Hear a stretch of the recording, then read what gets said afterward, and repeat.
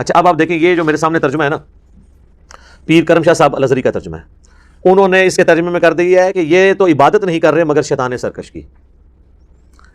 تو عبادت ہوتا تو یہاں ہوتا یعبدون، یہ ہے یدعون.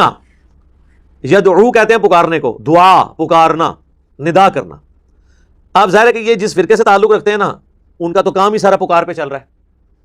تو انہوں نے ترجمے بھی ایسی ڈنڈی مار دی کہ لکھ دیا عبادت تو ظاہر ہے کوئی بھی بریلوی دیوبندی اہل حدیث شیعہ یہ تو نہیں کہے گا کہ میں اللہ کے سوا کسی اور کی عبادت کرتا ہوں. یدعون کا ترجمہ یعبدون کیوں کیا؟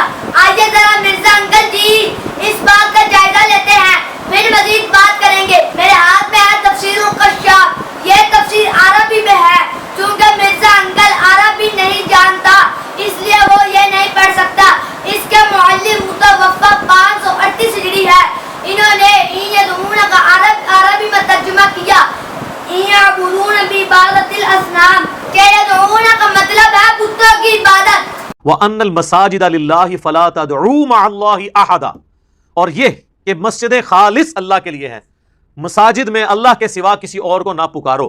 وہاں پہ بھی نہ بریلویوں نے ترجمہ یہ کیا ہے مسجدیں خاص اللہ کے لیے، اللہ کے ساتھ کسی اور کی عبادت نہ کرو.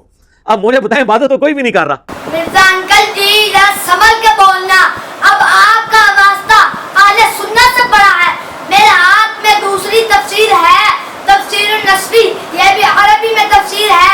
کیونکہ مرزا انکل عربی نہیں جانتا اور اس ویڈیو میں اس بات کا خود اقرار بھی کیا، اس لیے وہ یہ بھی نہیں پڑھ سکتا. اس کے معلم متوفا 710 ہجری ہے. انہوں نے بھی یدعون کا عربی میں ترجمہ ما یعبدون کیا. اب سمجھ لگی اس کا ترجمہ عبادت کیوں کیا. ذرا ان سے پوچھیں وَأَنَّ الْمَسَاجِدَ لِلَّهِ فَلَا تَدْعُوا مَعَ اللَّهِ أَحَدًا، میں یہ تدعو کا ترجمہ عبادت کر دیا، آپ نے پکڑ کے ترجمہ ہی چینج کر دیا. یعنی ہمیں عربی نہیں آتی ہے تو لفظی اردو میں مستعمل ہے، اردو میں دعا مستعمل ہے نا، پکارنا. تدعو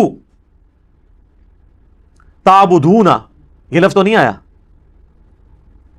تدعو لفظ آیا، ترجمہ کر دیا عبادت. ہم اہل سنت ہیں، ہمارے پاس دلائل کی کمی نہیں. میرے ہاتھ میں تیسری تفسیر ہے روح المعانی، یہ بھی عربی میں تفسیر ہے. چونکہ مرزا انکل عربی نہیں جانتا اس لیے وہ یہ بھی نہیں پڑھ سکتا.